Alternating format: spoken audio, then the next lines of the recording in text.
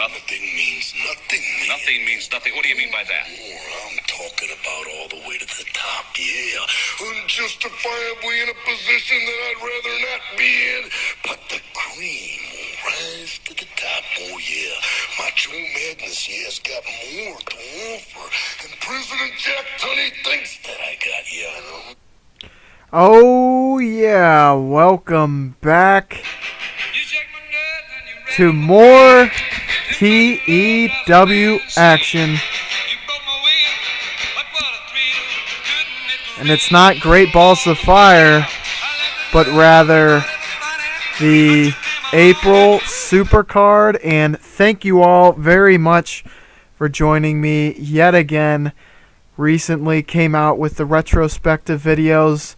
From here on out, expect a video for each and every pay-per-view on its own, a standalone. And I hope that you do enjoy. If you preferred the other format, let me know. Comment somewhere, and perhaps after this year, or rather after I finish booking WrestleMania 5, which will take a little while, I can do a retrospective on that if you would like.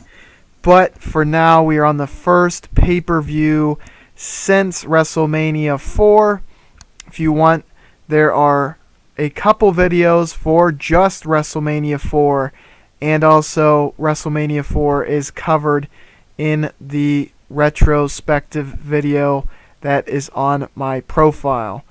But here we are at the April Supercard, and now we're just going to see how everything goes. Now on the pre-show we have Brett and Wyndham, both great hands.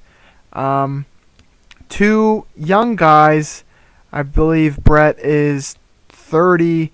Wyndham is still in his late 20s. I think 27 rather. Eventually they will probably get pushed, at least Brett will.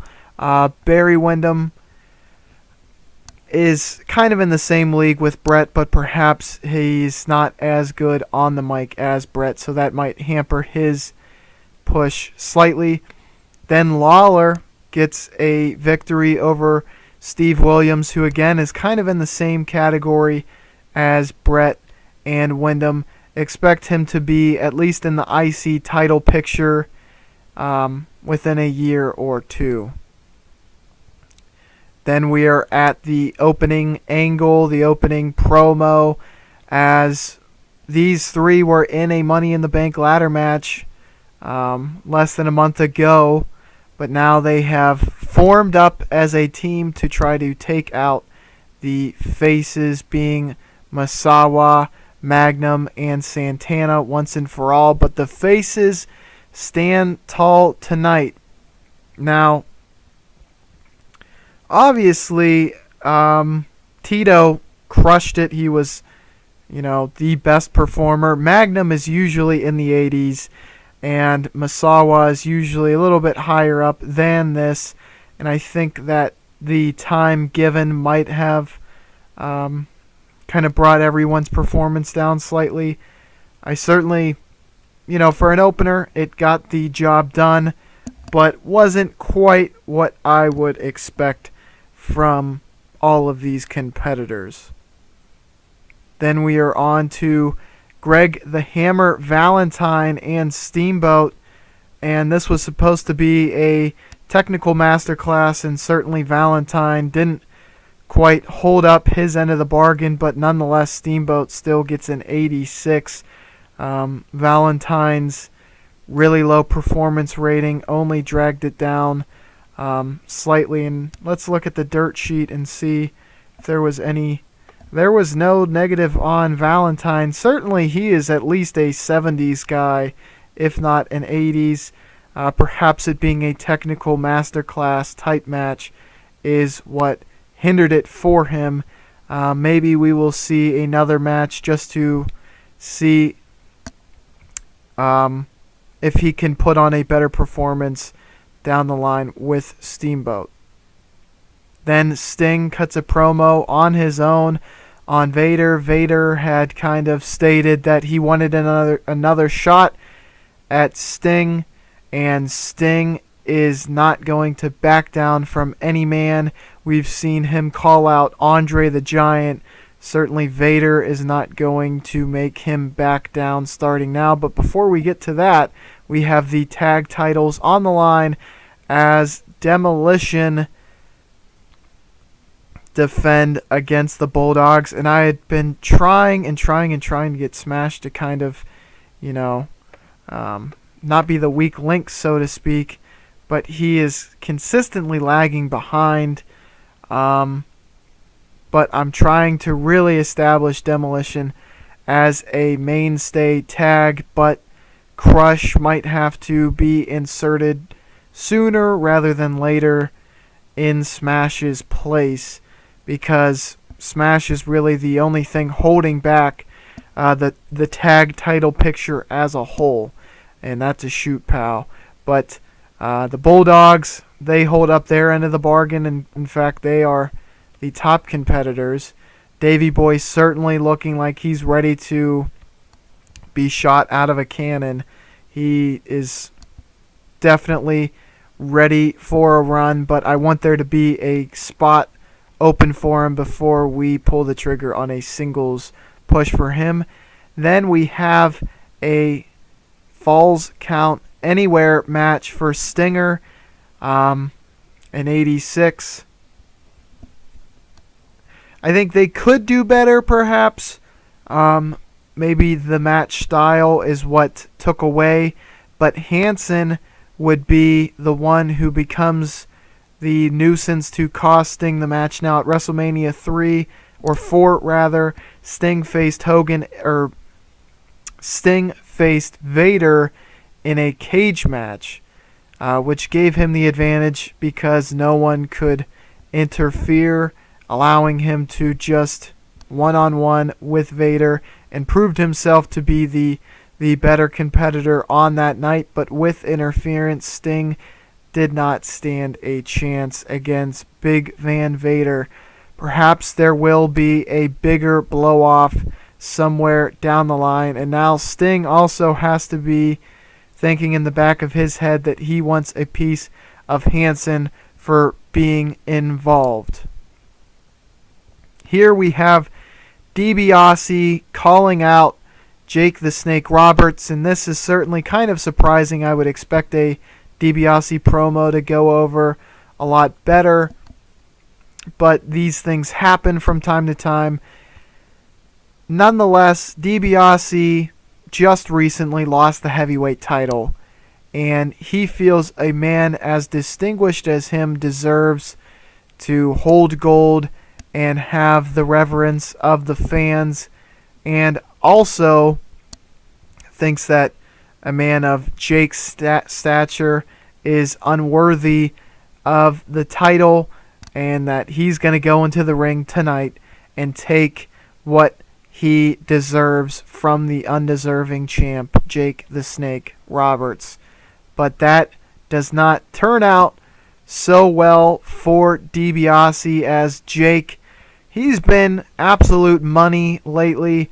He has been building and building and building. We've been giving him a very prolonged push dating all the way back from WrestleMania 3, and we certainly weren't going to just turn right around from WrestleMania 4 and hand his title off to DiBiase, although it would have been kind of a nice twist and turn in the story that we're trying to tell with Roberts.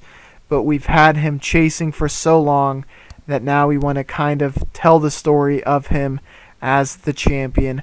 However, I wouldn't be as naive to say that DiBiase will not that he will be out of the title picture for a prolonged period of time. Expect to see him pop back up, whether it be challenging Jake down the line or for the World Heavyweight title down the line. But before we get there, Hogan cuts a promo. Him and Piper have been feuding since WrestleMania 4. Piper says, "You killed my friendship with you, then you kill Andre's career at WrestleMania 4." And watch the WrestleMania 4 videos and retrospective if you want some backstory on that. And now I'm going to take it out on you in a match 1-on-1. Hogan says, you know what, I'm fed up with it. I made one mistake and you hold it over my head for years. Tonight, I'm not holding back. I'm going to let you have it.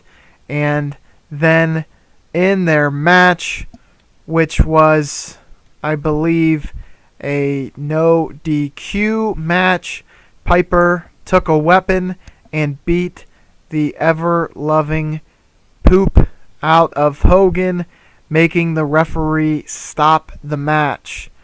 And we're definitely going to see where this storyline takes us. Piper will certainly be in the main event picture following this big victory over Hogan, and something to keep in the back of our minds moving forward. But on to the main event.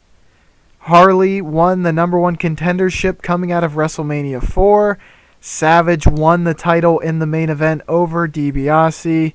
Here, Savage says that he wants to prove each and every day that he's not only the man, but the champ.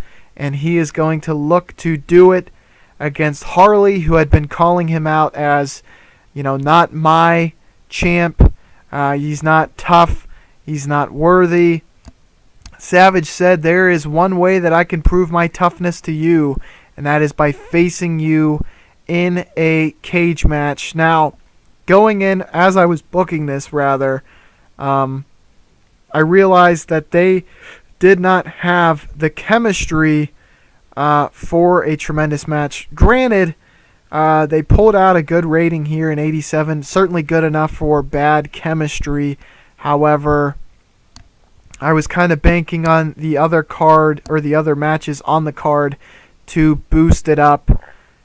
Certainly did not get that to the extent that I was hoping. Nonetheless, it is what it is. I would have liked a better rating, but I think the stipulations that I threw on some of the matches actually detracted from what would have certainly been really good ratings had I pulled back on that. But I thought, coming out of WrestleMania 3, let's try to escalate it. Let's try to give some stipulations that we didn't give on the grand stage to try to carry over that momentum that we had coming in. Nonetheless, not the best rating, but certainly not the worst either. And Savage gets a big win to retain his title in his first title defense. And that's the end of the show, folks. I hope that you enjoyed. Now, I believe Saturday night's main event will be the next pay-per-view, or maybe it's the June Supercard, perhaps. Either way, be on the lookout for the next video upcoming. I hope you enjoyed it. If you did, like and subscribe, and stay tuned, because we're going to have more content like this dropping soon. Sorry for the technical difficulties and delay on the videos for a while, but expect more content dropping quickly. And enjoy yourselves, and have a great morning, day, or night.